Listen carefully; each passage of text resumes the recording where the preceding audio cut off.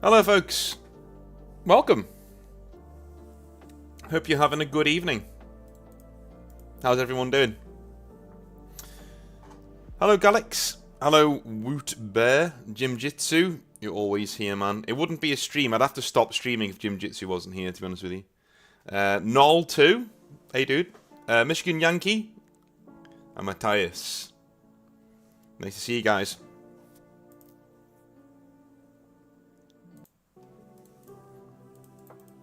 Nice to see you guys.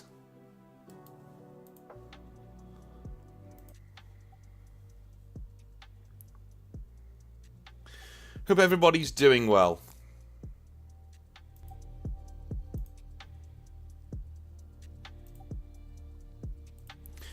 Oh, it wouldn't be Sunday without some lore streams, would it? It wouldn't be Sunday if we weren't streaming some lore.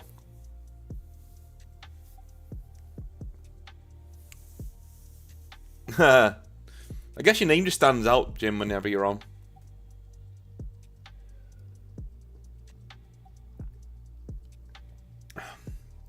It would help if the video was titled properly, wouldn't it?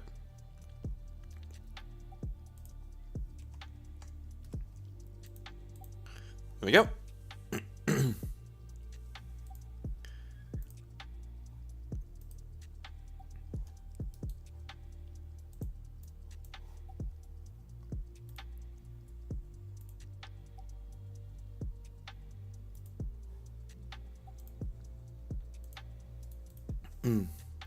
Walking the dogs? No problem, Woot. No problem, mate.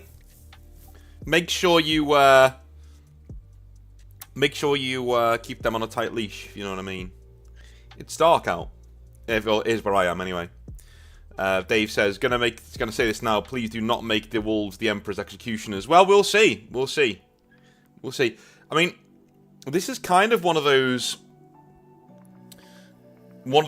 lore explorations that, at least for me,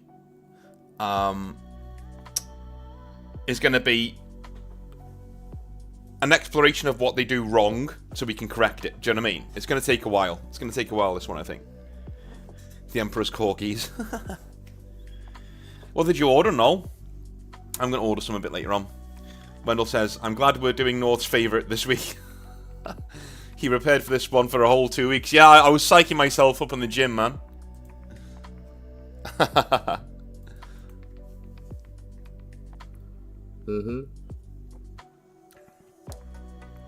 Hell yeah.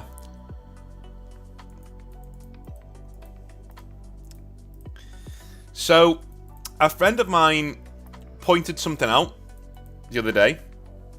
He says that I can use different music if I don't upload this as a separate video, which is pretty cool. So I think I will do that. I think it will be on the channel on the live streams, on the past live streams, you know what I mean? But we'll keep it there, I think, rather than going elsewhere with it, rather than putting it on as a normal video.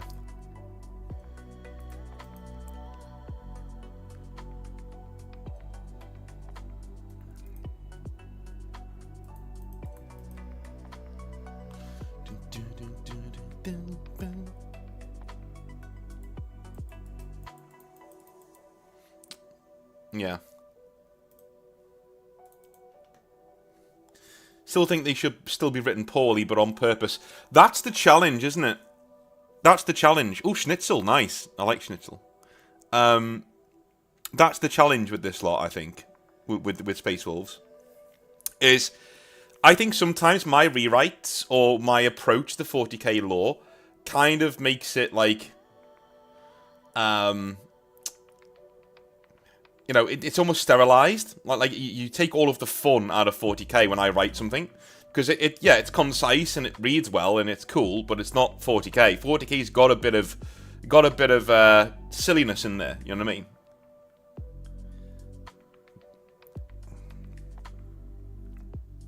First company commander should be called Dave. Yeah. What's playing right now on the music? It is this video. I will put it in the. There you go.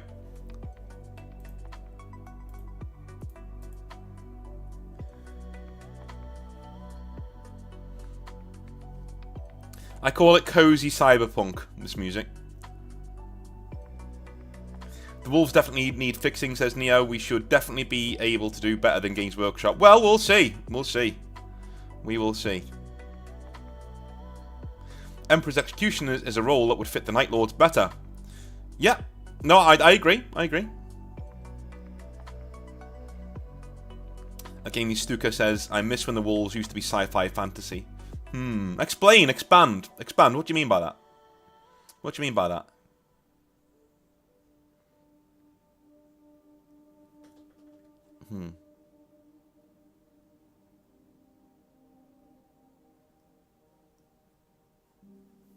As my English teacher used to say, expand, expand, expand. Tell me more. Don't just introduce something to your story and then move on. Tell me more.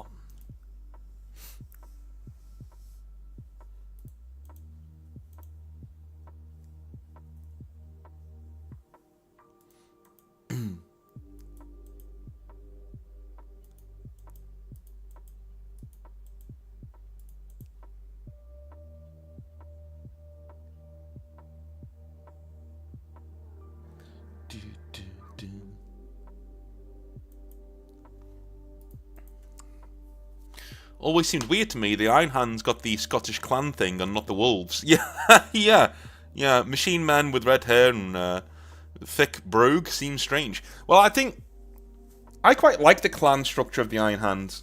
I think it's pretty cool. I think that's pretty cool. I can't wait to do that video when we do Ferrus Manus and his duel with Perturabo. That's going to be cool. On Mars. That's going to be cool.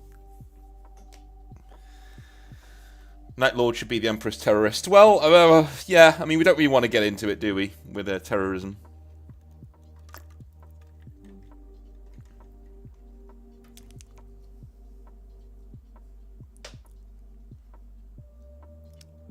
Can we give them War Mammoth type mounts like ogres get an Age of Sigmar? I don't know. Again, like Woot, it's kind of like... It's kind of...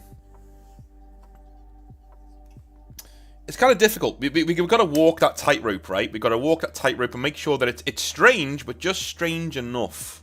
Do you know what I mean? We don't want it to be too weird. You know, we don't want it going into schlock like what Games Workshop have done with them. We don't want just Vikings in space. Or Mongols in space, as the White Scars were last time out, right? But it is a big one. It is a big one this week. That's what she said. Starting to think that if we're doing the Wolves' whole Spirit of Fenris psychic hypocrisy, then it should definitely lead to at least some of them going to Chaos. Well, I think they do, don't they? Especially that bastard weird make. Yeah, yeah. Yeah, I think that there is a Crimson Wolves or something like that. Like, not Crimson Wolves, the Blood Wolves or something. There are Cornate Space Wolves.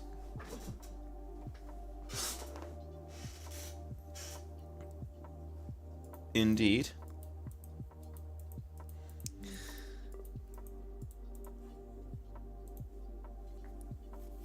Yeah, so if you're looking for this video on the channel, it is going to be in the live section.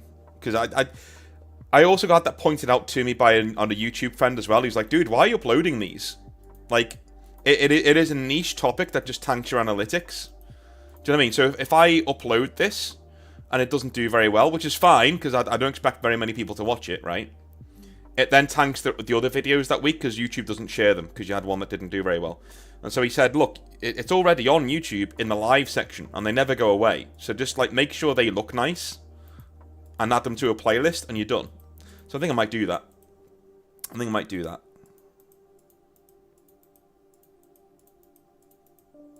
Yeah. It's less stress as well, so that people aren't being recorded and things. I've had a few people saying I'd love to be on the live streams where I don't want to be recorded and that sort of thing because I'm in work or whatever. That's fine. So it gives people more of an option to join, you know what I mean? Alright, so if we're doing Space Wolves, and we are doing Space Wolves because that is what I promised, so here we are. Let's have a little look. I think the first thing we have to do, absolute first thing, number one thing we have to do today is figure out what the Space Wolves don't do well. Whack it in the chat. Just whack it in the chat. Doesn't matter what it is. what you think it is. What, in your opinion, do the Space Wolves get wrong? What do they not do well? Why are you here? Right? Why are you here? What do they get wrong in the lore? For me, they're basically... We've said it many a time. They're basically Vikings in space.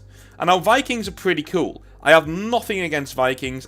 Dude, my granddad's like mostly Norwegian, right? That's where that's where his family comes from. Is from Norway, right?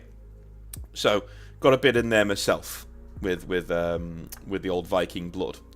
So I loved them when I was a kid, and it's great and it's wonderful. But it's just too on the nose for me. It's kind of like when we had the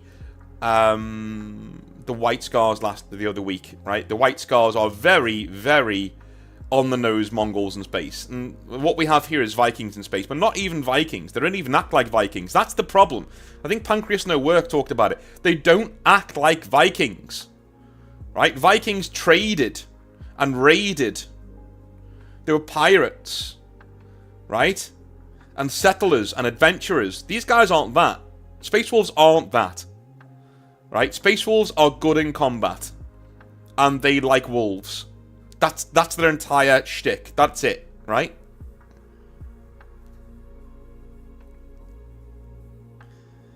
Durdu says defense. They can only move forward. True. I've not seen a story of Space Wolves defending anything. Yeah. Are we sticking to the Nordic, ancient Germanic, or are we going to turn them into ancient Anglo-Saxon, Anglo-Frisian vibe? I quite like a blend of everything. You know what I mean? I quite like a blend of everything. I don't see why we should do only Anglo-Saxon. I don't see why we need to do only Norse. I think we can combine all of those into one single whole, right? I don't think it needs to be one or the other. Ship-to-ship combat? Yeah. I mean, I don't think we're going for, like... I think we've misunderstood. Okay, so what I mean by that is, I don't mean what aren't they good at as in skills. I mean what aren't they good at in the, like, lore-wise. What doesn't work for you? When you're reading Space Wolves, what doesn't work? What jumps out? Because they are the Legion where things just jump out in a negative way, where you go, whoa, what the hell's this? What the hell is this? What's going on, right? And it takes you right out of the fiction. What parts of that grind your gears? Why are you here for that, right? Wanton says, failing to understand the mechanics of the galaxy, being unable to see most things outside of the Fenrisian context, unable to understand that all psychic powers all come from the same source. Yeah. I think... Here's the main thing, and I'm with you. Here's the main thing with me, though, with Space Wolves. Do you know why I hate on them so much? It's got nothing to do with Grey Knights. You know why I hate on them so much? They have so much potential, and it's completely wasted. And their fan base doesn't seem to care. You never really get Space Wolf fans going, oh my god, I hate this, we should be doing it this way or that way, right? You never get really cool rewrites of the Space Wolves. They're just Space Wolves, right? And they get away with everything in the lore. The lore breaks its back to accommodate the Space Wolves, not the other way around. It should be the other way around. Everything in 40k, everything in any setting ever, should fit into that setting. The minute you start trying to... Do you know what the Space Wolves read like? I've read a lot of homebrew over the years. And I'm going to start reading it pretty soon. I keep getting asked to do lore videos on people's stuff. I'm going to start opening that up towards December for Christmas, which would be cool. But I've read a lot of homebrew in my time. And the biggest mistake, the most common mistake people make with Warhammer 40,000 homebrew lore, no matter what it is that they develop a really cool idea that just doesn't fit Warhammer 40,000. And instead of actually paring that back and saying, look, okay, maybe I need to walk this back, right? I need to walk this back and not do this. They try and finagle it in. They try to put a square peg in a round hole. And sometimes they succeed. But here's the thing. The second you're writing Warhammer 40,000 lore and you're trying to justify something being there, you need to stop, go back, and start again. I did this myself very recently. So the Emperor's Wolves, the Space Marine chapter I'm working on, were at once, they were all pariahs, right? Pariahs as in psychic blanks. Now, Space Marines can't really be psychic blanks because the very process of how they are made involves the warp, and you can't really do that with somebody who's a psychic blank, right? So, and also it's kind of game-breaking because my Marines are all of a sudden better at killing demons than Grey Knights, because Grey Knights aren't blanks. Blanks are literally anathema to demons. So it kind of robs the Grey Knights of what they are, right? And on top of that, I had justified it by saying, well, they become psychic blanks after they become Space Marines. You know, it's a mutation in their gene seed or whatever it is. And it works. It does work. I could write that if I wanted to, right? But I had to negotiate to get it in there. And then I went away and I thought about it and I decided to cut it all out and start again. Because I shouldn't, with Warhammer 40,000, be negotiating things into the wider setting. The Space Wolves fail for me because they don't do that. The writer of the Space Wolves, or writers of the Space Wolves, didn't walk it back and say, listen, this doesn't fucking fit. This doesn't fit. And instead of walking it back and saying, listen, we start again, we rewrite certain parts of it, we start again, and we build it from the ground up to be more in line with what Warhammer 40,000 is, they just went with it and said, nah, this is just what they are, right? That's my main issue with Space Wolves. They could be so much more. They could be the coolest Space Marine Legion by a country mile. But they're not. They're the worst. They're the least cool. The most cringe. And I include the Blood Angels in that. Like space vampires, you know what I mean? But these guys are the cringiest. Woot says, they're too goofy, no sincerity, fair enough. The wolf obsession, yeah. The Space Wolves don't seem to commit to their Viking aspect, and sometimes they come across as writers' pets, like in the Months of Shame, and they have 2 Chaos Warbands that get ignored by Games Workshop, says James the Lamenter. I agree. I really do agree. They don't come across as mature, in my opinion, but lots of Space Marine chapters come across as petty and immature children. That's true. That's true, Perfection Hunter, but none of the big ones do, right? Yes, you do have people that you're just asshole Marines. You do, right? But Space Wolves are one of the main dudes. They're one of the main 18, right? They shouldn't be acting this way. They are the Drakari of the Imperium. They should be the Vanguard Guard Army. The Varangian Guard Army, sorry. They are heavy shock troops that must move forward. They stink at defense. Okay. Alright, okay. So, that Varangian Guard idea. So for those of you who don't know, the Varangian Guard, most of you will know because you're into wargaming and you like history probably. But the Varangian Guard were a unit that protected the Byzantine emperors. Fun fact, the Byzantine Empire didn't call itself the Byzantine Empire, they just thought they were Romans. They were basically Roman cosplayers. They were just like, no, this is just the Roman Empire, right? They didn't, yeah, Byzantine's a modern thing. But anyway, moving on. Yeah, so they were Norse mercenaries who protected the Emperor. Now, somebody the other week came up with a very interesting idea for the Space Wolves as a legion and as a chapter later on, and that is that they are a Varangian Guard Legion, right? They are sent by the Emperor not to execute people, but to protect them. Like, they are the bodyguards. These guys are the dudes who protect Inquisitors. These guys are the dudes who protect the higher-ups. They are the muscle. Alright? They're not that honourable, but they are the muscle.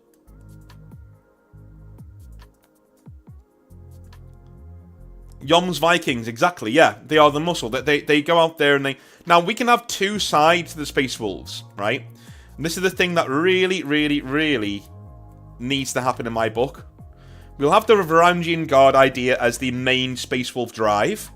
That's what the main force does. But there should be a darker side to the Space Wolves.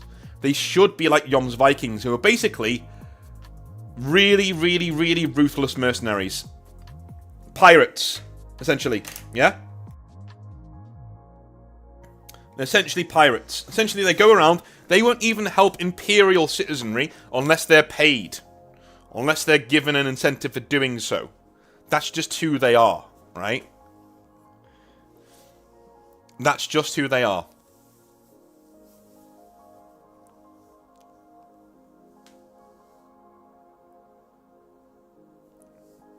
Yeah, I like the fact that we have Fenrisian wolves and it's like Valhalla, right? The planet, brilliant. Yeah, no problem there. I kind of like the kind of Helix. I like the fact that they do kind of look very wolfy, but I think the Space Wolves are a legion where we can have different cultures, right? We could have people who look like Wolfen in there, sure, that's great. But why don't we have them being a sector, a part of the legion, rather than actually being the entire legion, you know? So just like real-life cultures, we have Space Wolves that we have normal blonde dudes who are just massive, right? And we have Space Marines, you know, we have all that kind of thing. And we also have dudes who look like the Space Wolves now, in different tribes across Fenris.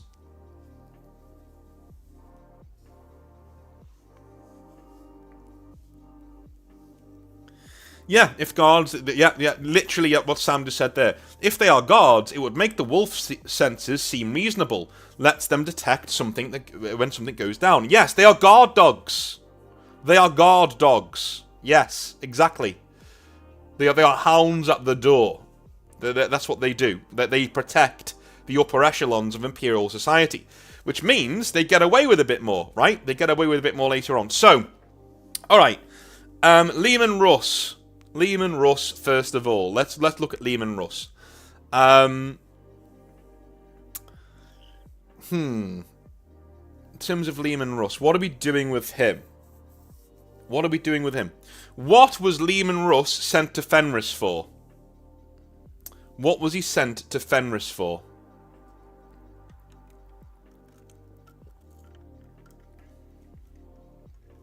What do you reckon?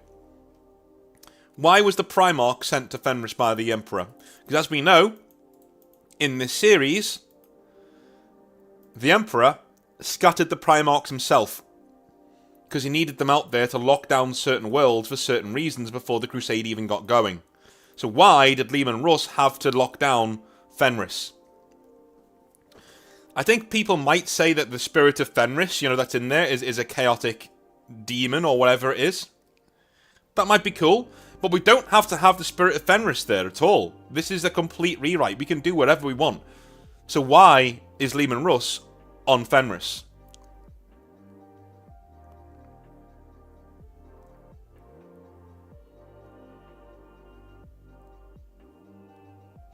Michigan Yankee says, let's see if I remember correctly. Russ is killed by Fulgrim on Terra. Yes, he is. Whilst Ferrus Manus is killed by Perturabo on Mars. We know Russ is a loyalist. Yes. Yes. So, he is a loyalist, so we already know that. We're not going to do that. He's not going to turn traitor. I don't think it'd make much sense for Russ to turn traitor anyway. Do you know what I mean? I don't think it'd make that much sense. Do you know what I mean?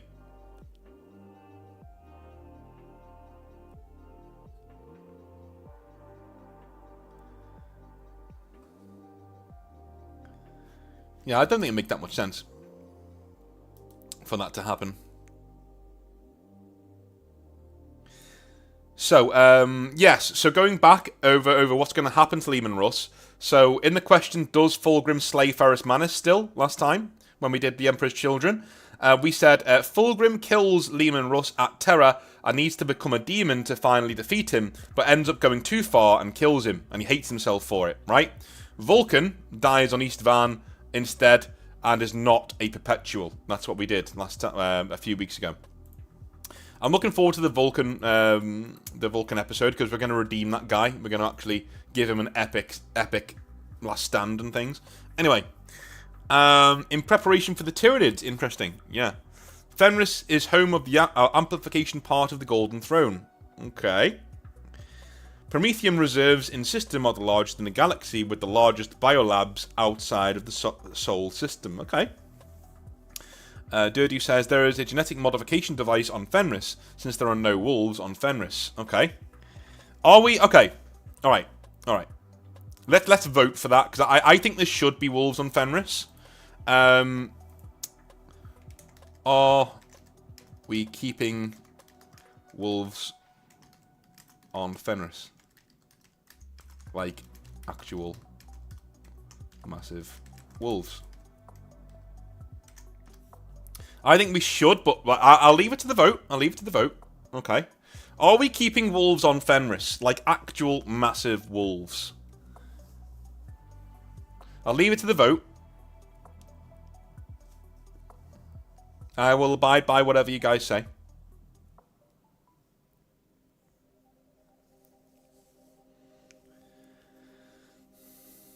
I know Durdu doesn't want them.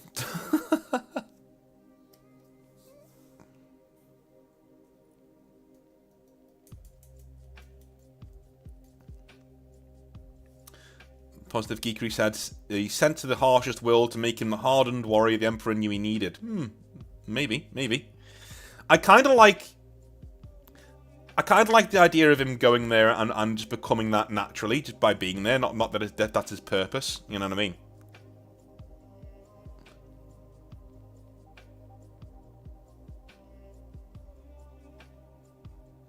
Necron says Captain HHL. Okay. Have we used Necrons yet? I don't think we have, right? I don't think we've used Necrons yet.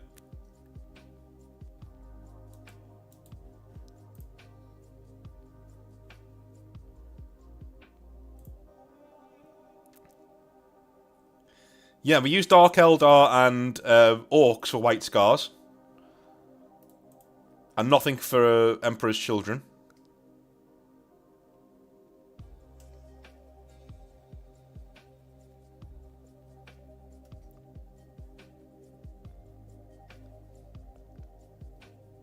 Yeah.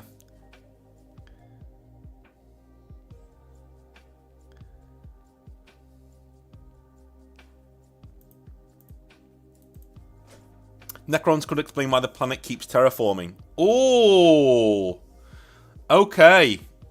That's a cool idea. I like that idea.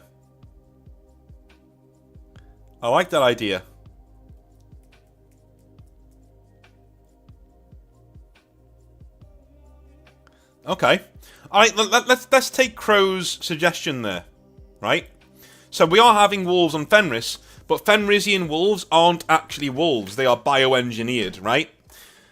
And the Emperor sends Russ to Fenris because deep within the crust there are vast Necron terraforming technologies, right? And the Emperor wants to secure them. But they're going wrong. They've gone haywire. And they keep shifting the world around. And they plunge Fenris into like an ice age constantly. And so we've got these metallic monsters walking around that are basically deformed Necrons. Running about the place. Right? That'd be cool.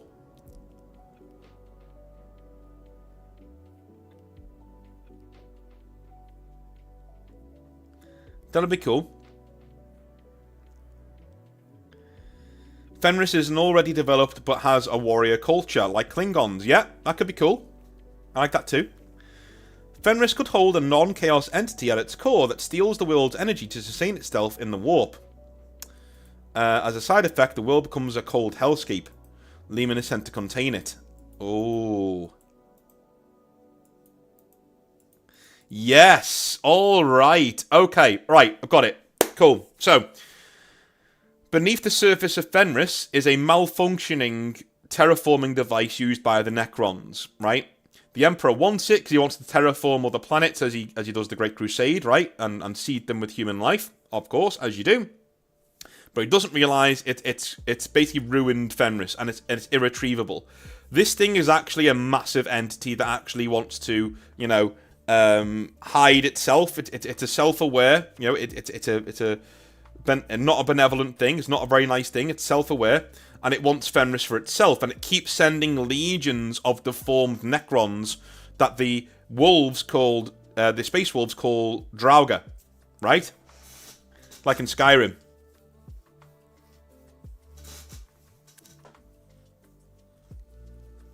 How's that?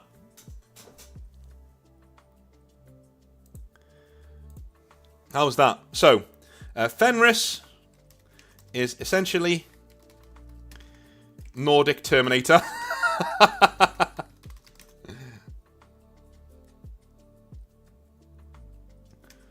Humans v machines.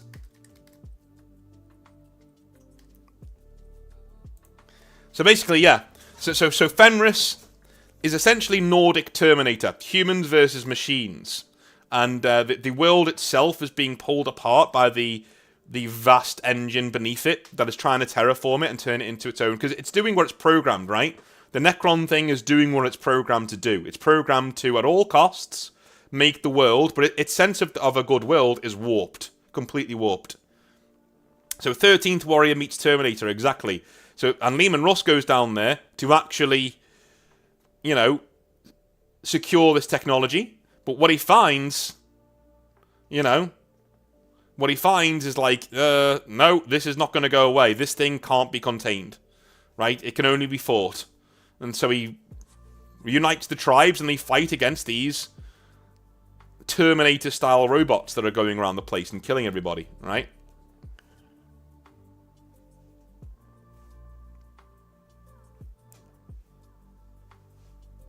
All right.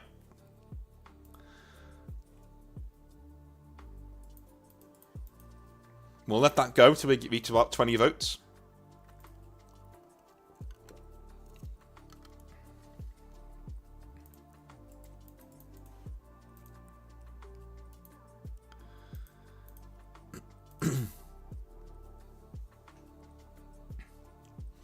This leads Russ to hate Perturabo for his love of the Men of Iron. Yeah, could do. Could do. In fact, it would, wouldn't it? It definitely would. Yeah, Jalaxu says the wolf dreams carry into the space wolves and they fear the truth coming out, hence Rune Priest to control the dreams as they see the wolves circling the Thousand Suns, hence the dislike. We're going to get there. We're going to get there. Don't you worry about that. There's one part of the space wolves journey here that I'm not backing down on, that we are doing. And it will happen when we get to Prospero. Okay.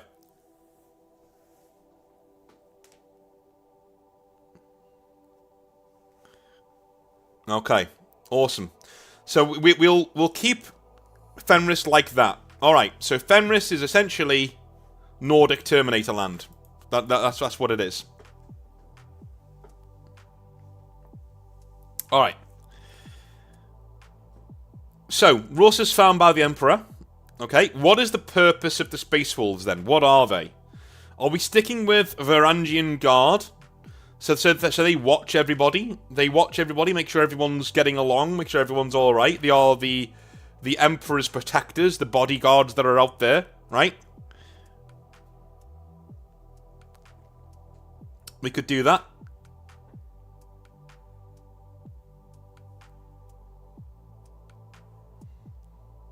So we're doing Varangian Guard. Space Wolves, okay. Let me whack it onto. I'm going to whack it onto this. Space Wolves are run guard.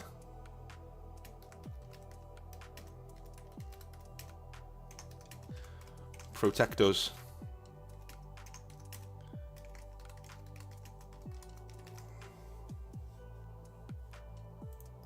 So, we've changed them to be Space Wolves are Varangian Guard type warriors. They're scouts, protectors, and basically Astartes police. They watch the other Astartes to make sure things are going well. And in fact, when the Inquisition do come around later on, they will be in good graces with the Space Wolves. The Space Wolves and the Inquisition will get along quite well.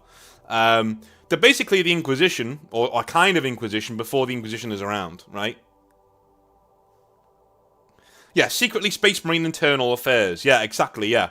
That's exactly what the Space Wolves are. I like the dichotomy of people seeing the Space Wolves as dumb brutes, but actually, they're actually really smart and really are good at diplomacy and getting what they want and making people work together. They are the ones that the Emperor sends in to be like, hey, knock it off. Fucking knock it off, right?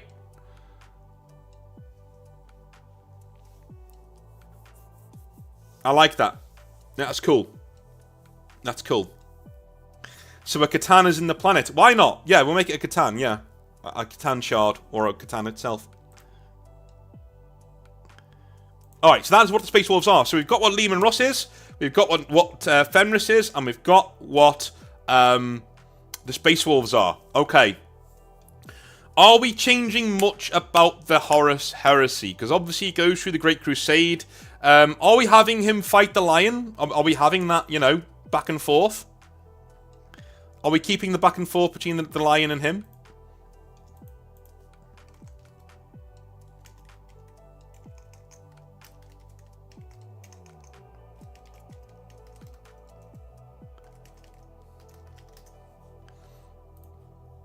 Are we doing that? Are we keeping him? Is Lion versus Russ still a thing? When they knocked 7 bells out of each other?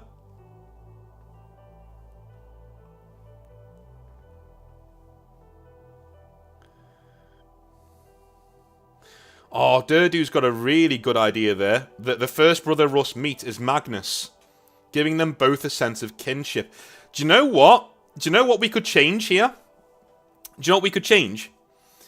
Is that instead of just fighting over who gets to kill the enemy warlord, which is kind of lame, the Thousand Sons, Dark Angels, and Space Wolves are all fighting a massive enemy force together, right? And the Lion actually verbally tears into Magnus the Red in front of Leman Russ, because Russ and Magnus are actually really good friends, right? And that's why Russ challenges the Lion as an honor duel, basically defending his friend's honor, saying, "Listen, you don't talk to him that way. You know, he saved a lot of lives. Me and you, bro. Me and you now, right? Me and you in the circle." And they throw down. We can keep it exactly the same, where Russ realizes that it's stupid and starts laughing, and then gets knocked out. That's fine. That's a very Russ thing to do. I like that. But why don't we change it to that? Why don't we have the Space Wolves and Thousand Sons being actually very, very, very closely allied, right?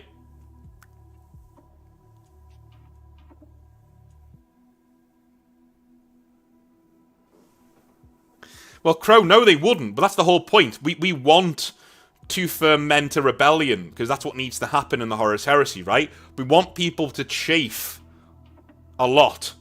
We want the traitors to have a reason for becoming traitors. And if the Space Wolves are always looking at you with suspicion, you know, be like, I'll tell Dad, you know, like, they would piss you off.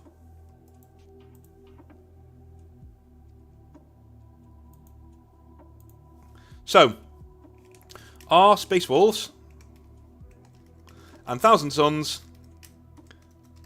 allied? Is this what causes Lion versus Russ? I like the idea of we bring the Thousand Sons and Space Wolves together, right? It makes Prospero that much more tragic, you know, if they're actually... And why is Russ good friends with Magnus? You know? Because Magnus, here's the thing, Magnus is smart enough to see through Russ's act. He sees through the gruff barbarian Conan type figure and sees the keen intellect underneath. And actually he's like, no, I know what you are. You're like me. You're me with muscles, right? That can be the first laugh they do, is that Magnus basically tells him, like, you're me, but with muscles. That's what you are. And you can fight. You know, of course, Magnus can fight too. You know, he's a Primarch. But I think, do you know what? Let's throw caution to the wind. Let's make the closest relationship in the Imperium, in the Legions, is Leman Russ and Magnus. Let's make them like brothers. Like they're actually just best friends. Right? Let's really turn up the tragedy of the burning of Prospero. Let's make them best friends. Like, these two are literally... It becomes an in-joke that, when you know, Russ is Magnus's shadow, and he's always looking after him. But really, like, to everybody else, Russ is looking after Magnus, because, you know, Magnus is, like, spoken down to by everybody else, because he's a bit of a nerd, because he's the wizard, right? But really, Magnus is also looking out for Russ, because he's able to calm him, he's able to advise him, you know, and they basically are two sides of the same coin, and it's a running joke with the other Primarchs that you never get one without the other, right? They're like Method Man and Red Man. You know, you never get Russ without Magnus, and you never get Magnus without Russ. One of them's always around the other somewhere, right? That'd make for a really cool short story, that, you know?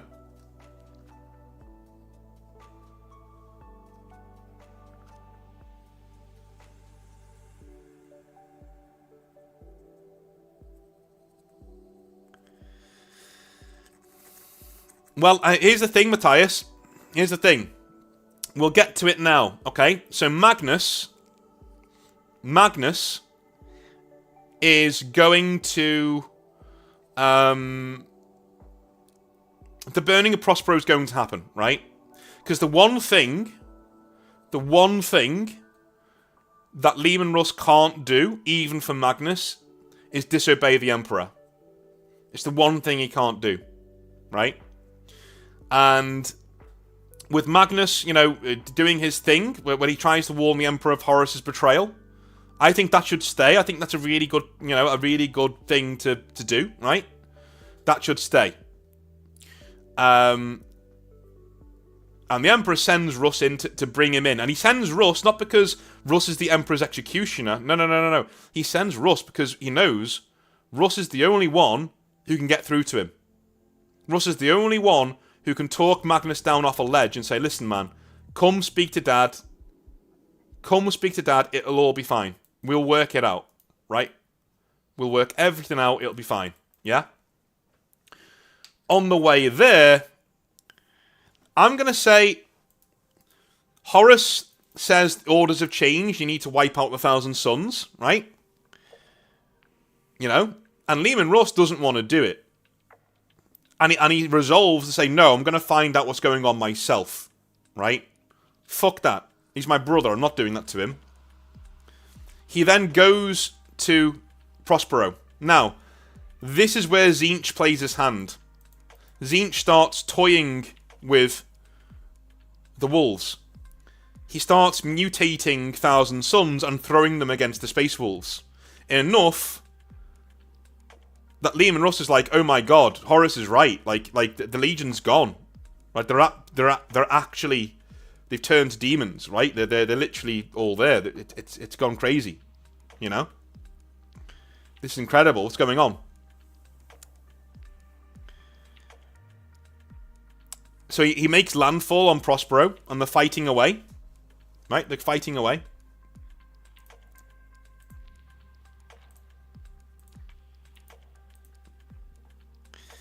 Yeah, they're fighting away, and you know what I would do? I think that's a really good point. And Dirty, that's another good point, and Michigan Yankee, another good point there too, right? What should happen is, Russ is held back from getting to Prospero by just waves of demons. They just keep, Tzeentch demons just keep slowing him down, and keep, like, saying to his fleet and his troops, like, listen, you know, the 1,000 Suns, Magnus is ours now, he's not yours, right? And they show him visions of what Magnus will become in the future, right? That he can't get out of his head.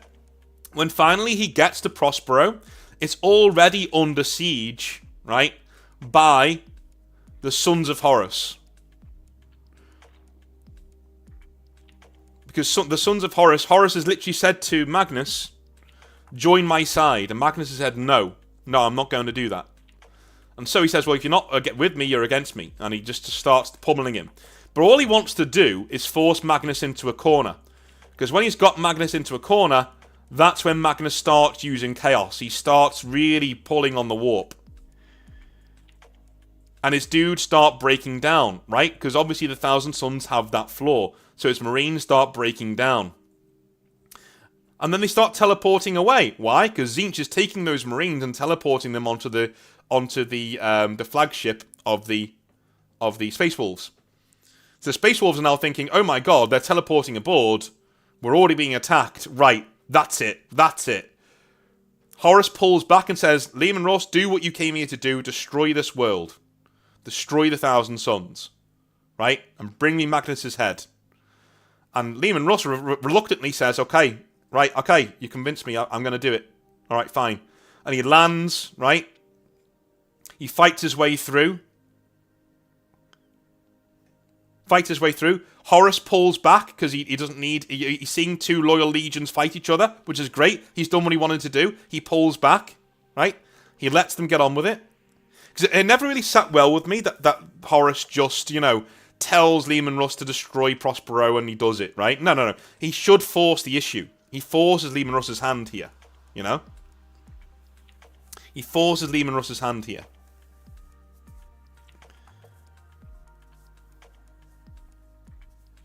Yeah, we'll come back to this in a minute, because Smidsy just said a really good point. Before all that, you need to do the Council of Nicaea. They may have had a falling out there, but Russ hoped they really could make it up. Yes. All right. Another really good idea. So Council of Nicaea happens just as it does in real life, right? In real life, you know what I mean. With Weird Make betraying Ahriman, right?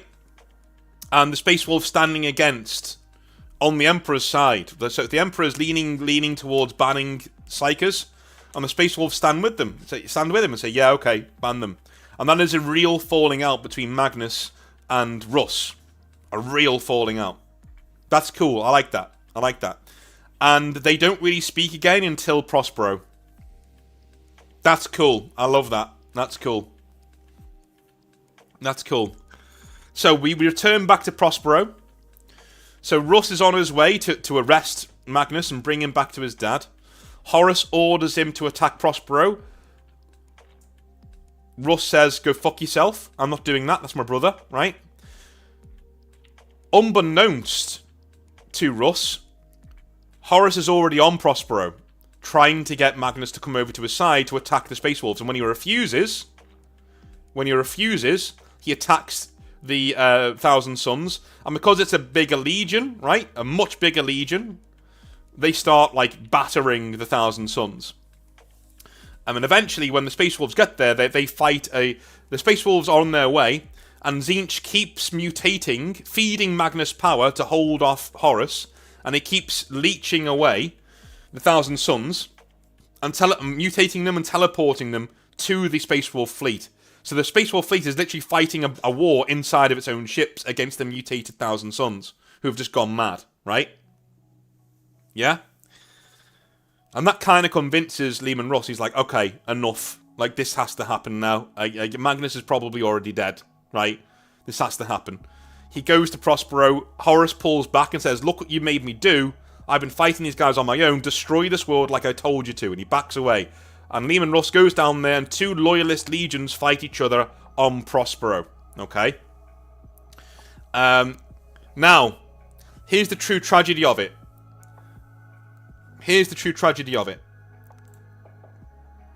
Does Magnus die on Prospero?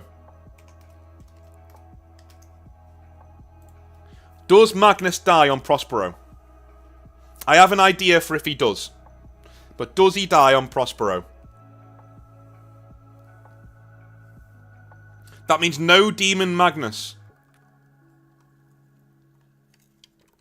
Just remember that. No Demon Magnus if he dies. I'm not bringing him back. Deaths mean something in the Exile verse. I'm not bringing him back.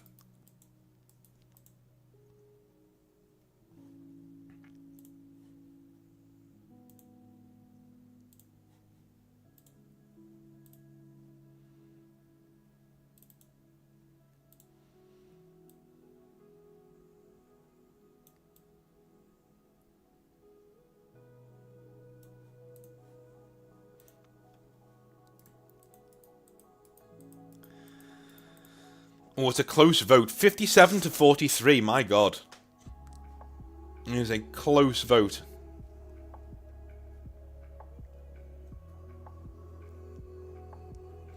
Sam says, same reason I had with Russ dying on Terra. It's no future-proofing if his Demon Prince model comes back.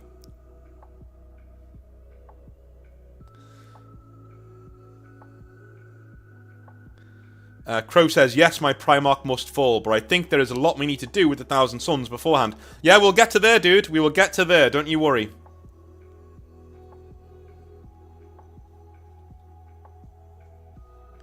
Wooter says, let him be shattered like currently and we get mini clones.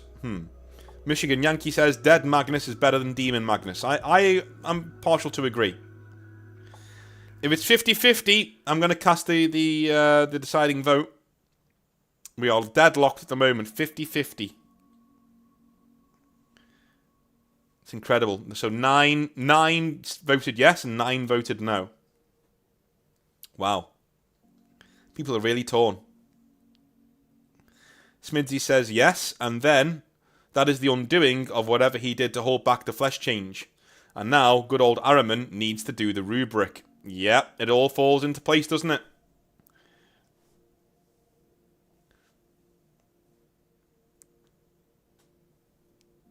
We're going to get to 20 votes. So one more vote. We're either going to be deadlocked or yes is going to win. We are deadlocked. All right. We are deadlocked. Okay. 50-50. That is the first 50-50 vote we've ever had. Literally 50-50. I'm going to cast my vote for yes. He should die here. Reasons for that, it fits too well. It fits too well. I've never been a fan of Demon Primarchs just being able to be immortal because it takes away all the stakes of them even being there, right? And I think the Demon Primarchs that stick around, you know, they're very cool and they should stick around, but also there should be deaths on the traitor side, more than one, right?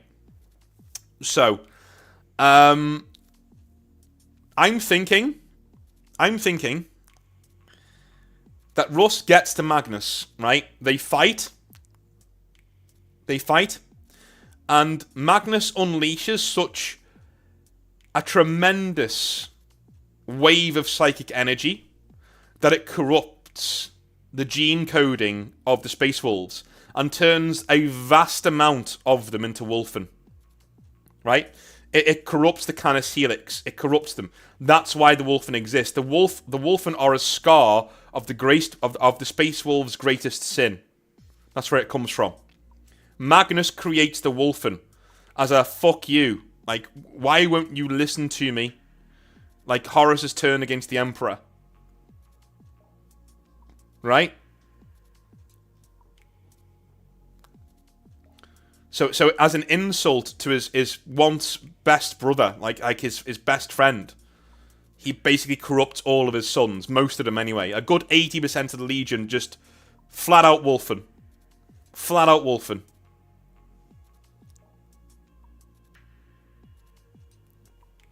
Right?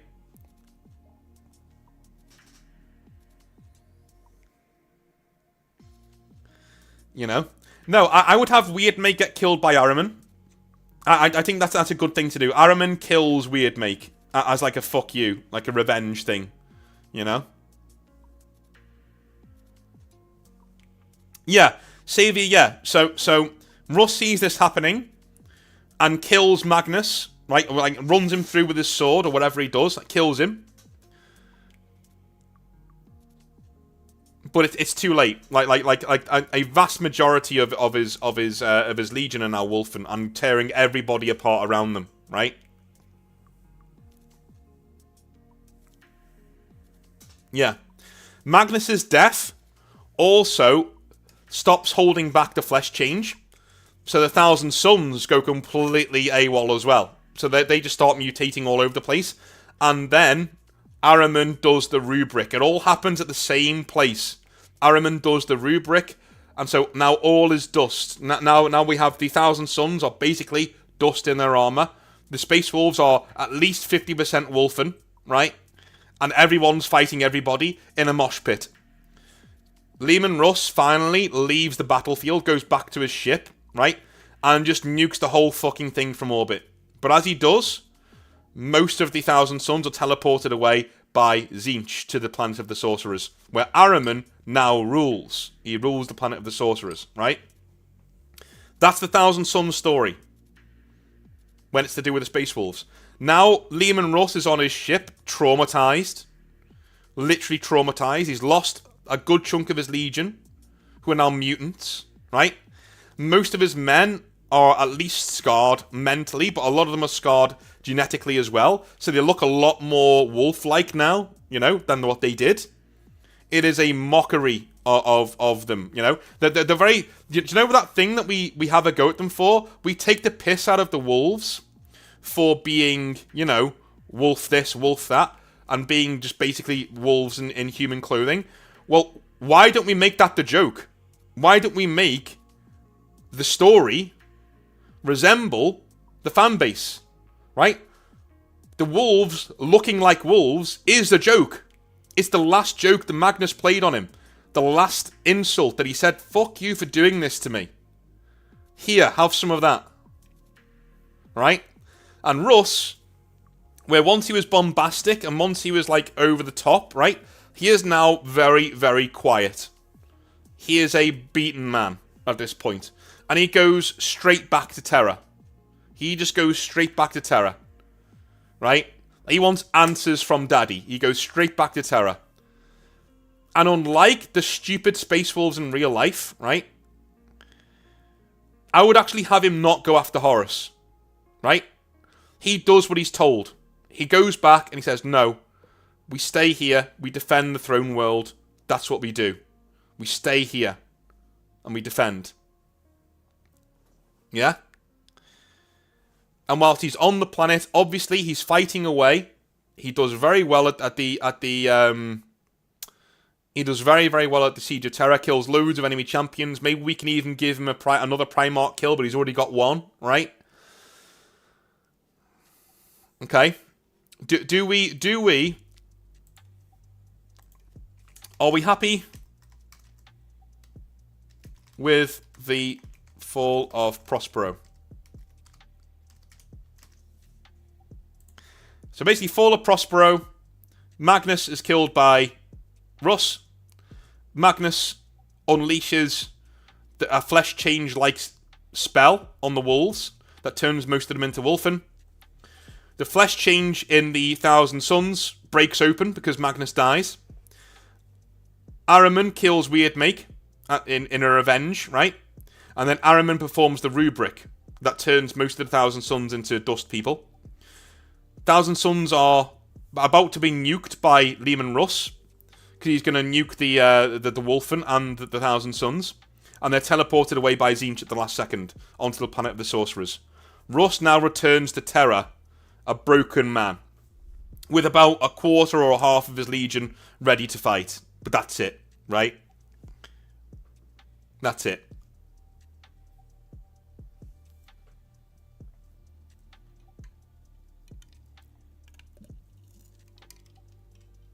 Okay. If you're not happy with it, because it's a big thing, tell me what you do differently. Remember, we can't really, you know...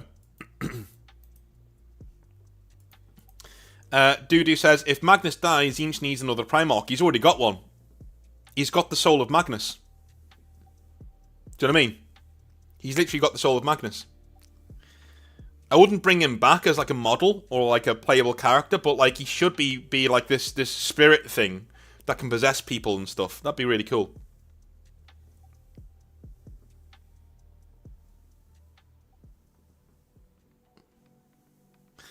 Crowpost says, broad strokes are fine, but I'd like them to be a Shattered Legion, Thousand Sons, rather than a Tzeentch Legion. That's fine. We can do that. We can do that. I don't say they're not a Shattered Legion. So, you know. Yeah, Wendell, I'm thinking Alfarius or Omegon is going to go to Tzeentch, yes. I think that's what we're going to do with the Alpha Legion. Because, you know, plots within plots within plots within plots is a Tzeentch thing to do. You know?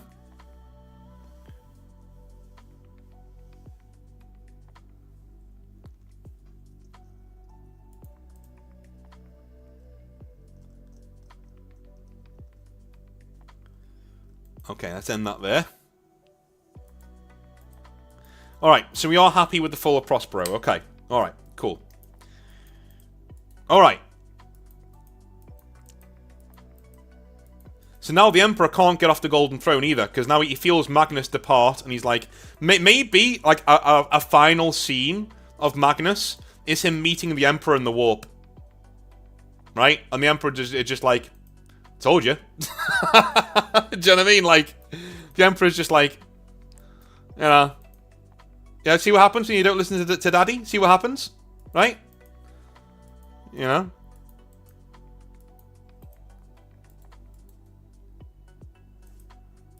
Now, I would have the Emperor, like, essentially...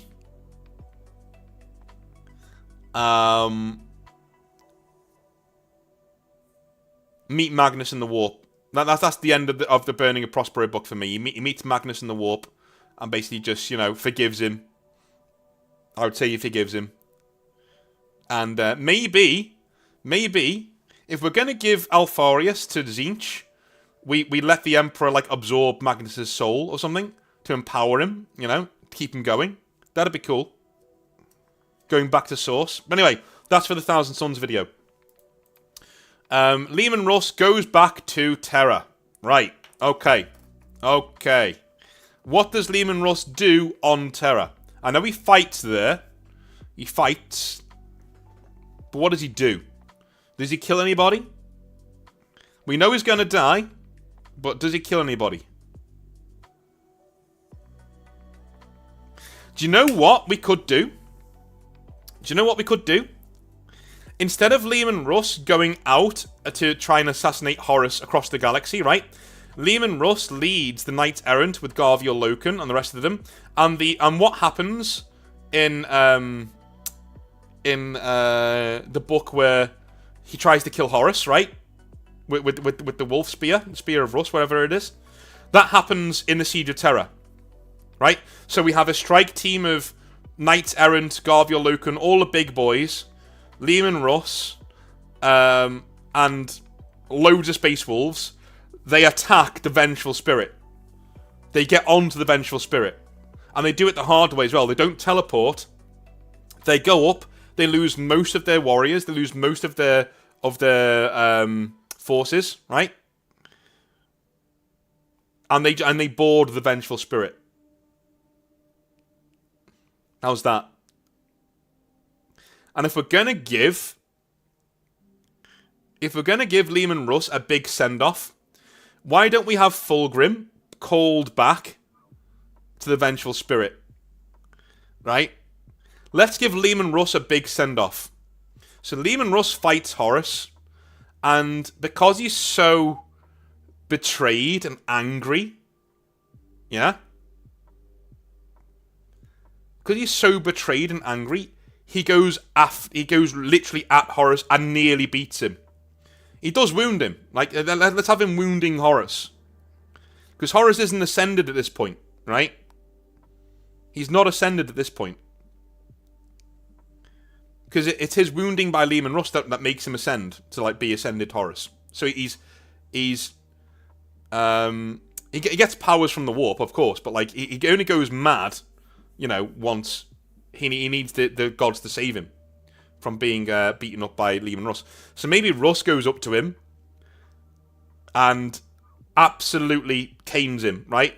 But Russ is nearly dead. Like, he's nearly dead, but he wounds Horus, and Horus staggers away back to his throne, right?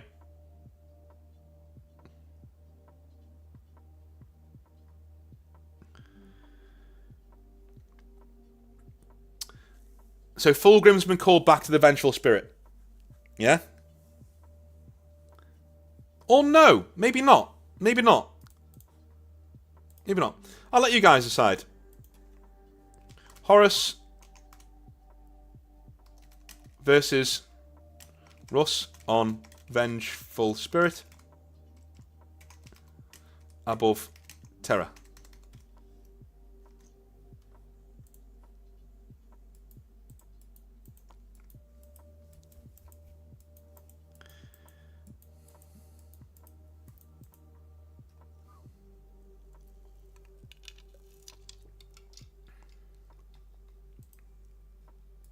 What do you reckon? And if we're not doing that, we need to figure out what we are going to do.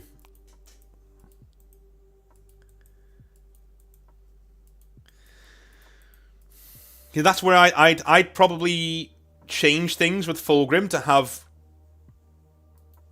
Russ killed by Horus.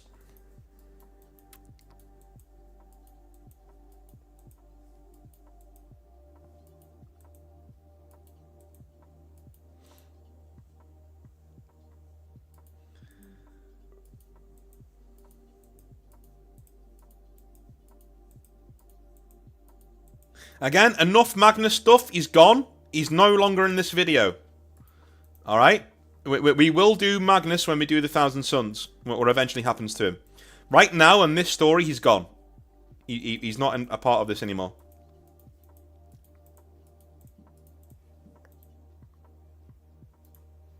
So remove him from your minds.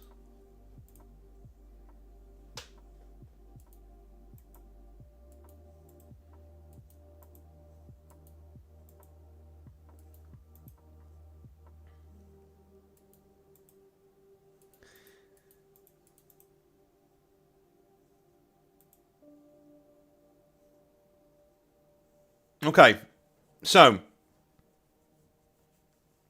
we are not having Horus be on the Vengeful Spirit. No problem there at all. No problem there at all.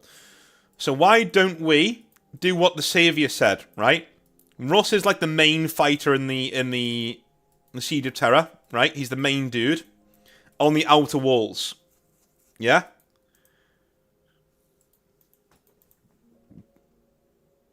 Yeah? So, the outer walls is Russ and the Khan on the outer walls. The inner walls, the palace complex itself, and the most exterior walls are Sanguinius. And obviously Rogel Dawn is at the centre of it all, right? Yeah?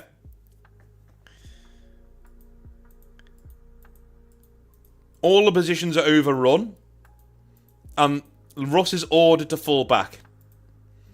And it's the one order, as Saviour says there, the one order that he refuses because he's clarity now. He starts seeing Magnus walking around the battlefield and starts to follow him. Yeah? Without realising it's Tzeentch again.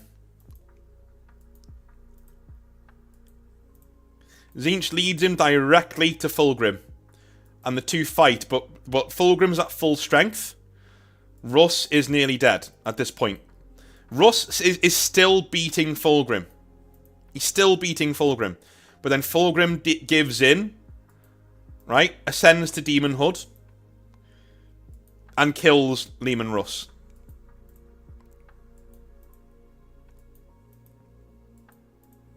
How's that?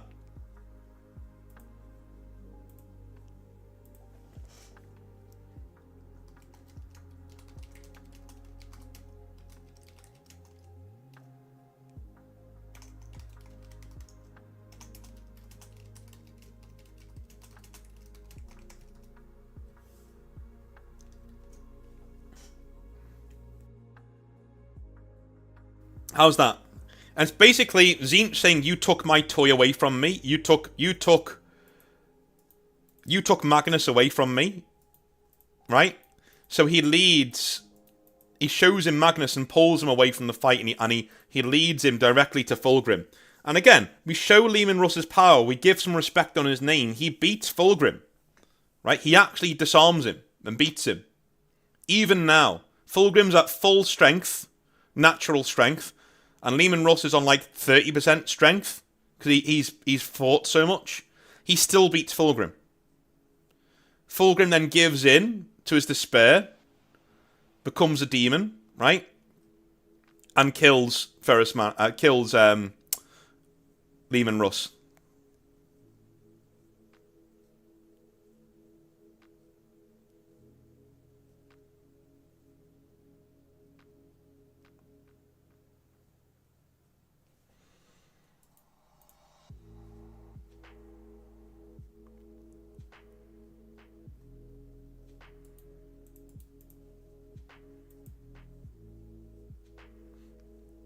All right, we've got 85% approval there, so I'm guessing, yeah, okay, we're sticking with that. Russ and Demon Fulgrim are at it. Russ gives the order to his rune priest to banish Fulgrim back to the warp, but Fulgrim drags Russ along with him.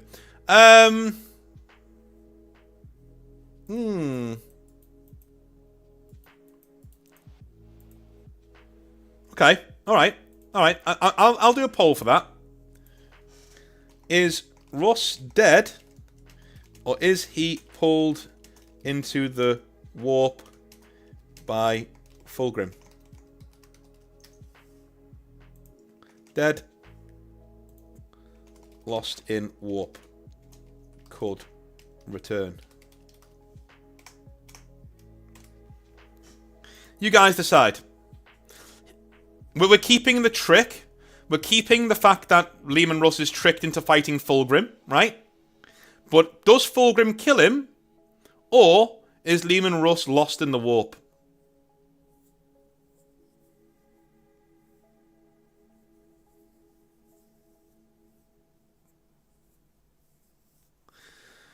I actually don't want to kill Leman Russ, Captain. We decided this last time. I can't remember who it was who said Russ should die to Fulgrim last time, but it just fit too well. So we went with it.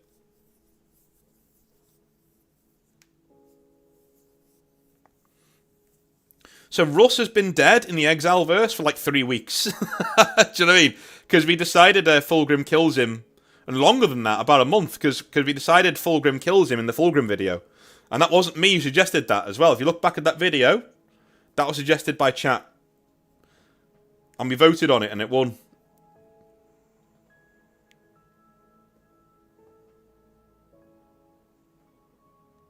I thought Russ had to die in order for Fulgrim to become a demon. No, it means... So the way I've written it here is that Fulgrim needs the power of a demon to beat to beat Leman Russ. But he goes too far and kills him. Right?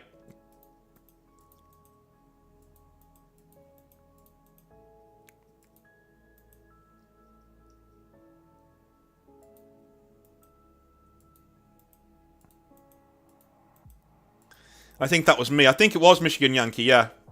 I think it was. I think it... So, Captain HHL, blame Michigan Yankee.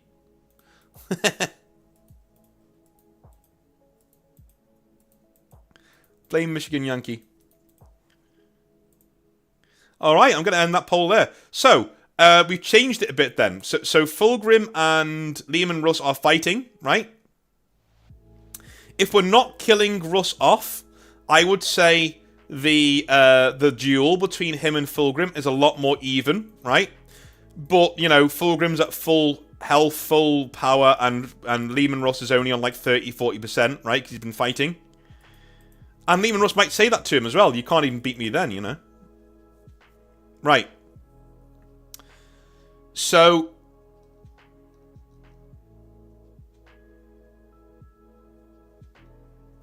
yeah, so...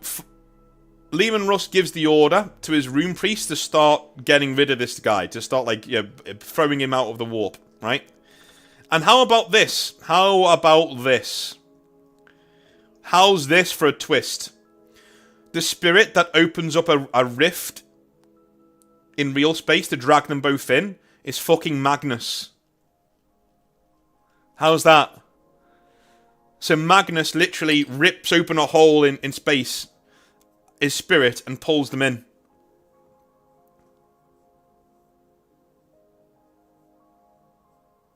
Yeah?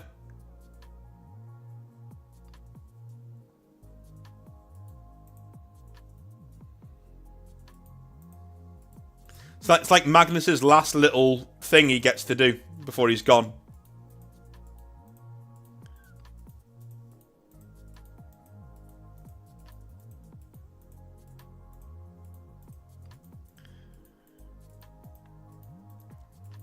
I'll be honest with you, I'm not sure, like, normal Marines should be standing toe-to-toe, even psychically, with Primarchs. Especially not one that's about to ascend to Demonhood.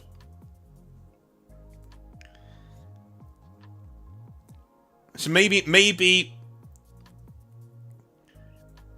Yeah, it can be both. Yeah, so maybe we have the Rune Priests banishing Fulgrim, right?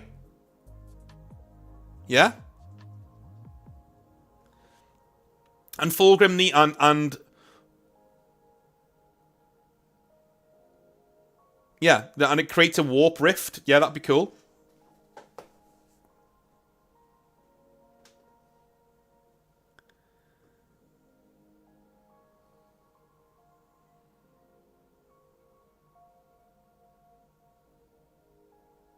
Alright, here's what happens. Russ orders the Rune Priests to, banish Fulgrim. He's about to, break through the walls of the Imperial Palace, right? But he needs to keep him. He needs to hold him there. He needs to hold him in the area where they're banishing him to get rid of him, right? So they're fighting, he's grappling him, and he can't leave him. He can't leave Fulgrim because he'll just escape if he does that, right? The warp rift opens, but it opens too far because these are just Marines, remember? Right? These are just Marines, so the warp rift opens too far and threatens to, decimate the planet. You know? It threatens to, hit critical mass, you know? That's when Magnus's spirit appears. It literally appears and pulls them both in and closes the warp rift. So that all three of them are gone into the warp. And that's the end of Leman Russ's story in the Horus Heresy.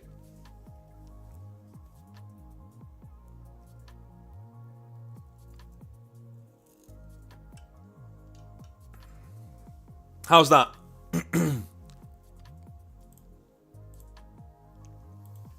So, Russ and Runes banish Fulgrim, but rift too large. Magnus, spirit of Magnus, closes rift, dragging Russ into warp.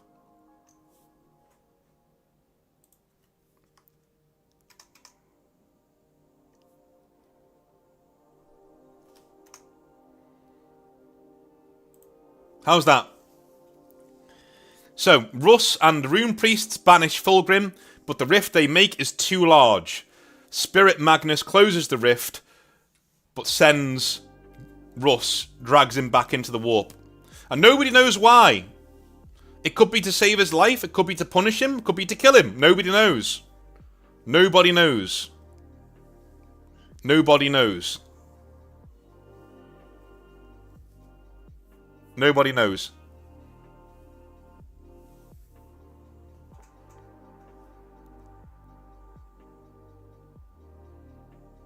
So he could still return, you know? But it's not one of those lame things he says, I'll be back for the wolf time. Goodbye, and then leaves. You know what I mean?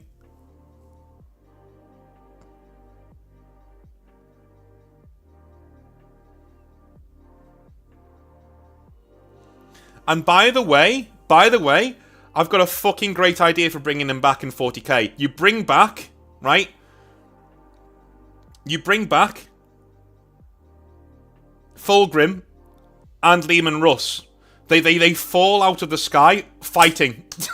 They literally fall out of the sky fighting each other and slam into the ground. That's how we bring them back. Literally in 40k, in a random war somewhere that's going on. Could be any of them, right? Yeah? That's how you bring them back. They just appear back in real space fighting. Mid-swing. They're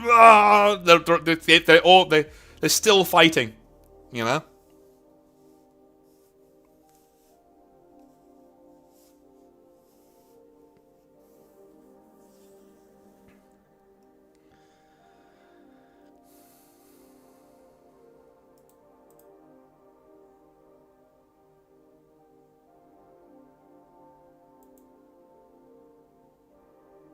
Alright, that's how Russ ends his story.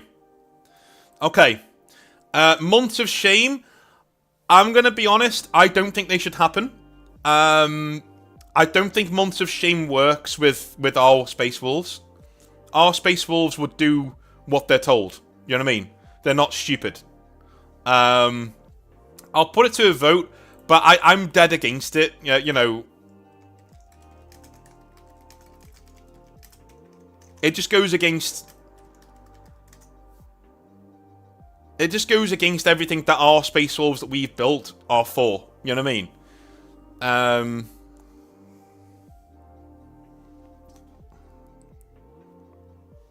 You know, I just don't see it. I don't see these Space Wolves doing that. You know, they wouldn't cow down to the Inquisition, but they're protectors. At the end of the day. Now, here's the thing with the Space Wolves, right? Here's the thing.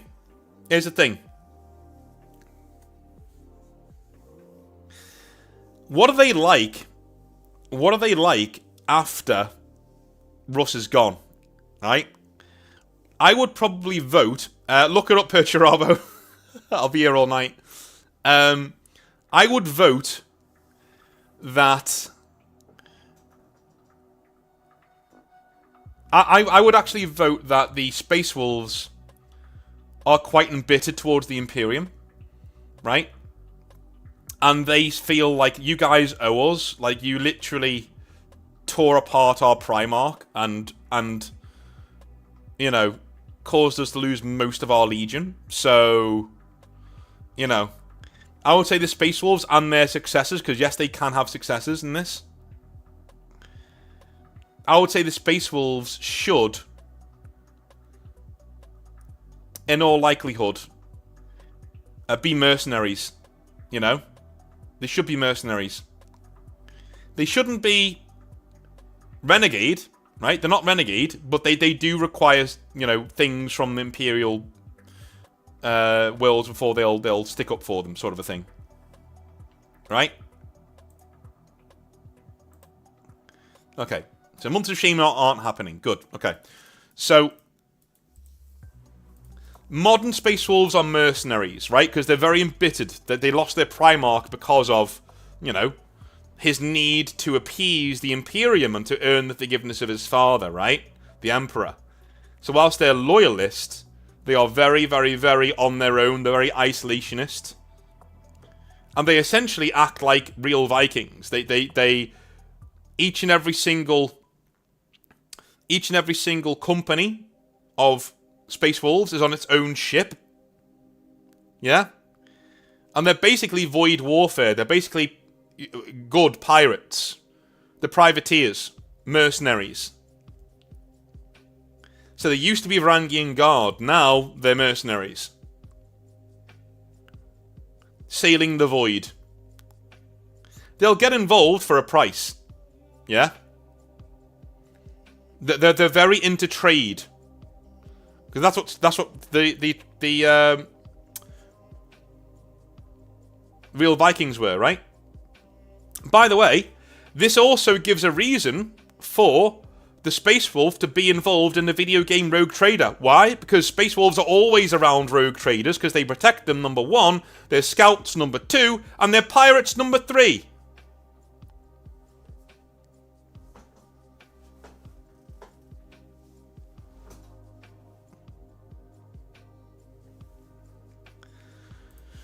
So are we happy with Space Wolves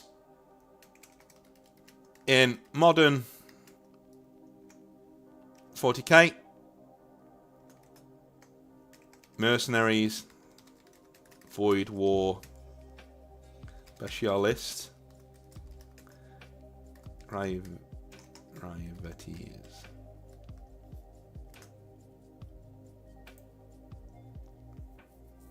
So they don't remain the same, right? The Space Wolves do not remain the same. They're not Varangian Guard after the Heresy. After the Heresy, they're like, no, like, we're not doing that anymore. You don't deserve our protection. We're going to go and we're going to do our own thing with our own brotherhoods. We'll help, but you guys owe us big time, right? We're not doing it for free, you know? And by the way, the reason why they're like pirates is because the Imperium won't fund them. The Imperium won't supply them Because they say, no. You can't charge people for your services. You're a part of the Imperium. You're not allowed to do that. And the Space Wolves say, go fuck yourself. Go fuck yourself. Right? They get away with it because they protect Inquisitors a lot, but they're riding close to the line. And the reason why they raid anything that's not Imperial is to get resources. They are essentially a converter's dream. If you like converting models, this Space Marine chapter, this Space Wolves chapter, is literally what you want. You can do whatever you want with them, right?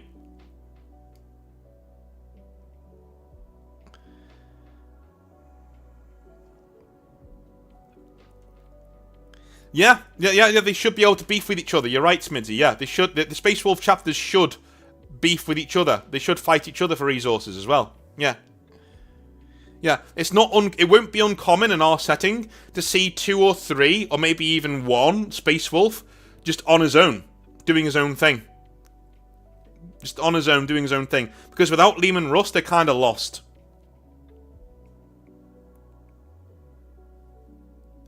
It's sad. It is sad. But it's also given us, in my opinion, the best Space Marine chapter in the Exileverse. The Space Wolves, without doubt, are the best Space Marine chapter in the Exileverse. In my opinion. That they are an army that I would collect. This would be in my army. If I was collecting an army in the Exileverse, this is what it would be.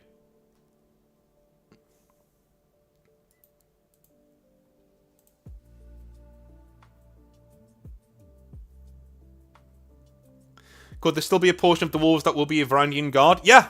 Why not? Why not? Why not? You can have all the colours of the rainbow with Space Wolves. They are literally one of those forces that in the Exileverse that is literally do what you want. Because they go their own way. They are the true Shattered Legion. Which is why they get away with a lot, right?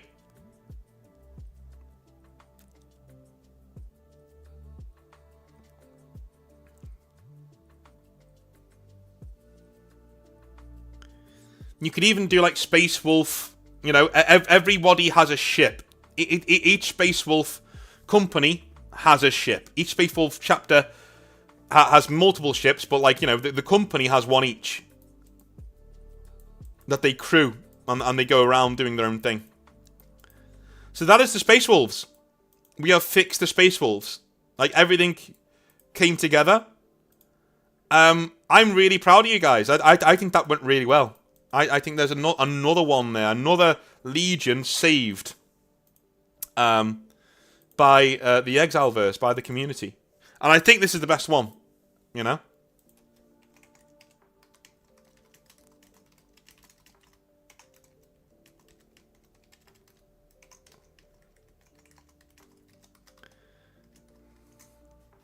I think it's the best one we've done. But I don't mean best one in quality, but I do mean best one as in this is my favourite army, right? I think other rebuilds might have been better than this technically, but I think this is my favourite army that we've made, and one that I would actually collect. You know?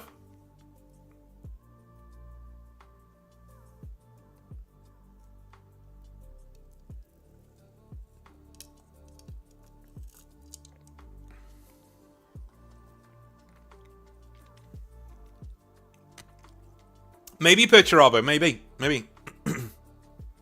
I think we end the story with, you know, a random battlefield somewhere, a massive war's going on, and above them, a warp rift opens again, and 2 Primarchs fall out the sky, beating the ever-loving piss out of each other, and that's how we're reintroduced to Demon Fulgrim and Leman Russ.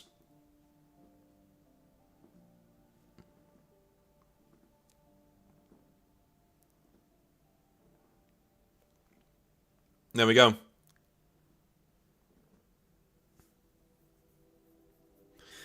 Possible Vatan connection. Well, everything from here is basically... what I've done is I've given you the bones. If you want to add a Votan collection to one of the chapters of the Space Wolves, do it. That'd be cool. That'd be cool. Have them be bodyguards. That'd be cool. Yeah, like Gandalf and Balrog in Moria. Literally like that, yes. Literally. They're falling and Liam and Russ is just punching Fulgrim in the face. And they slam into the ground. That's how they're reintroduced.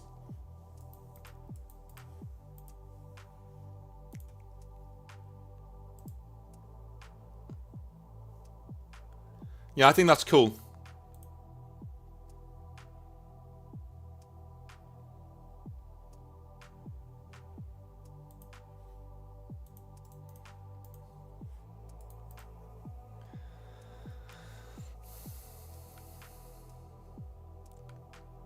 That'd be cool, Sam. Yeah, that'd be cool.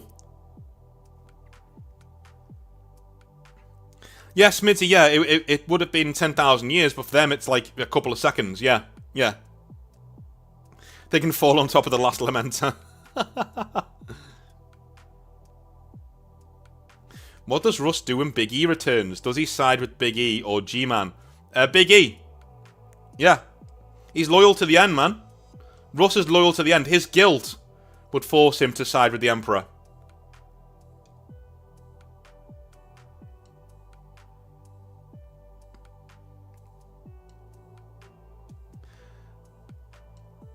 The Mufti? I'm not sure, man. I'm not sure, Captain HHL. But there we go. That is the Space Wolves. If you came here just for the rebuild, you may leave. Because they're pretty much done.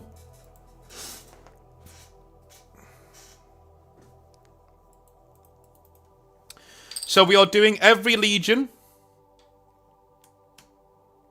Tarika, we are doing every Legion. Next time, we are doing... We're going in... We are going in numerical order. So next time, we are doing...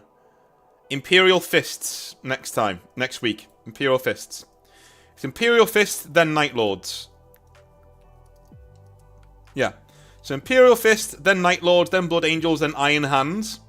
Then we take a break because we're going to do the 11th Lost Legion. That's going to be your project. Everybody's project. You're going to get to write that one yourself, the Lost Legion. Then after Christmas, it will be World Eaters, Ultramarines, Death Guard, Thousand Suns. I think Thousand Suns will be quite quick because we already know basically what's happening with them.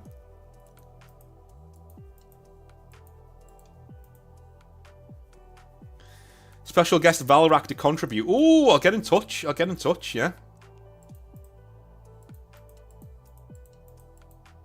I'll email him. I'll email him, see if he wants to do it.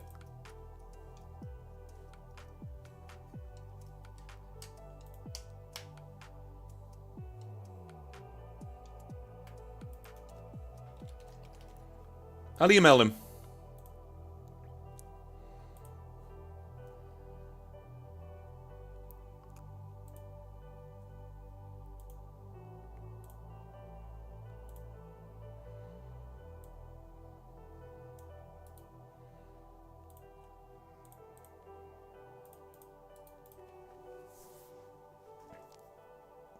Let's make them weak in honor of Valrak. I can't do that to him, man. Especially if he's here.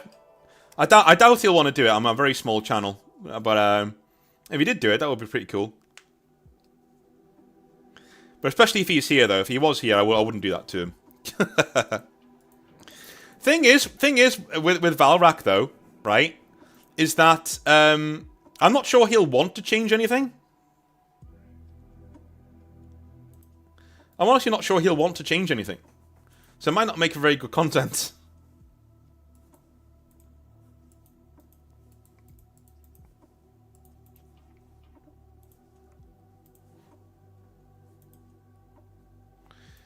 Yeah, I will say, like I would collect the shit out of this Space Wolf army.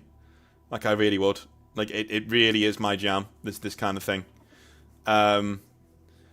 It may surprise you, because obviously I'm not big on Space Wolves.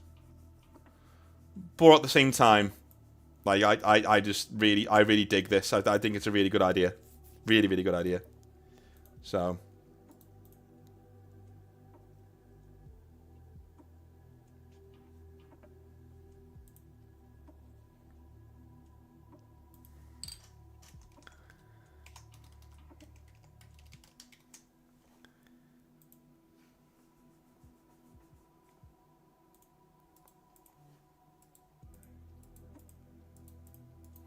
Cheers, Tareka. Cheers, man.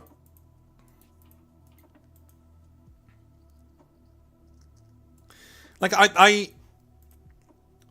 again, I said at the start of the video, my main issue with Space Wolves isn't that they're Space Wolves. You know what I mean? I really do like Space Wolves as a concept.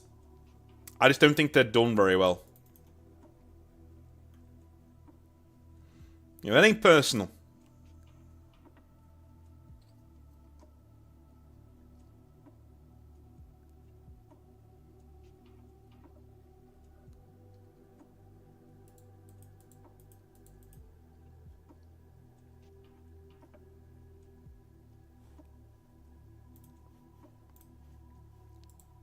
When's the Black Templars' turn for Exile Law? Ooh. I'm not sure, man. I'm not sure. I'm not sure. When we're doing Black Templars. Probably after the Legions.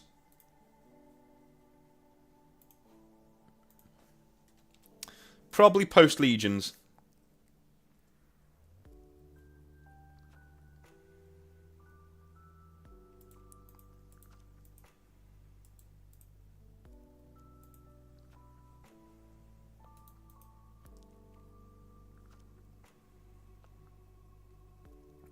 Dun, dun, dun.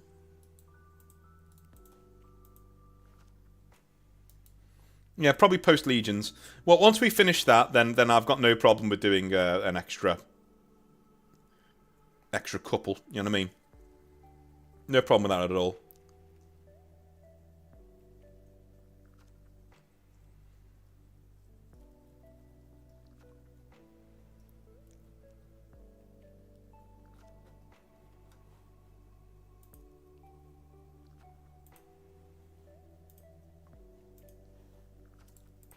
Please don't talk to the Black Templars. I like them. Well, I did think when that was brought up, I was like, I'm not sure I want to do that. I quite like them as they are.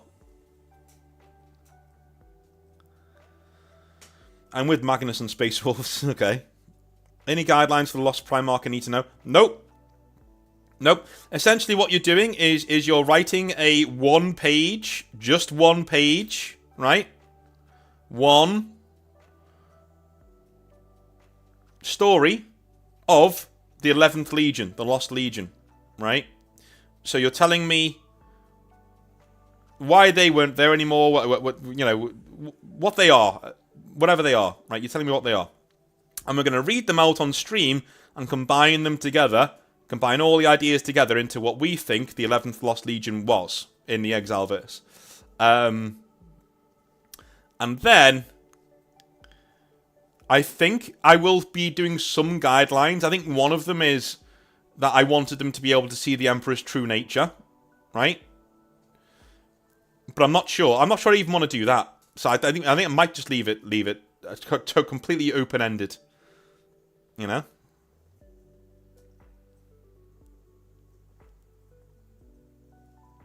So just go with that. One page. And don't be cheeky and do it in really small text. One page. And we'll go from there.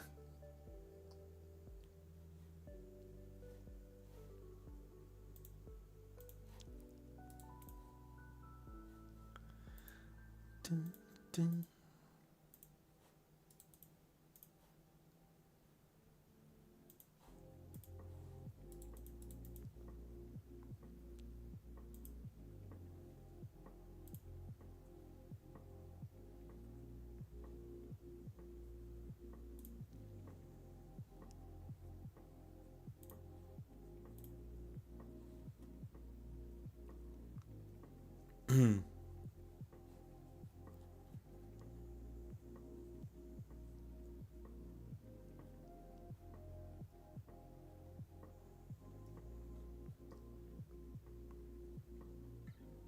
Do you guys have any ideas yet of what you want to do?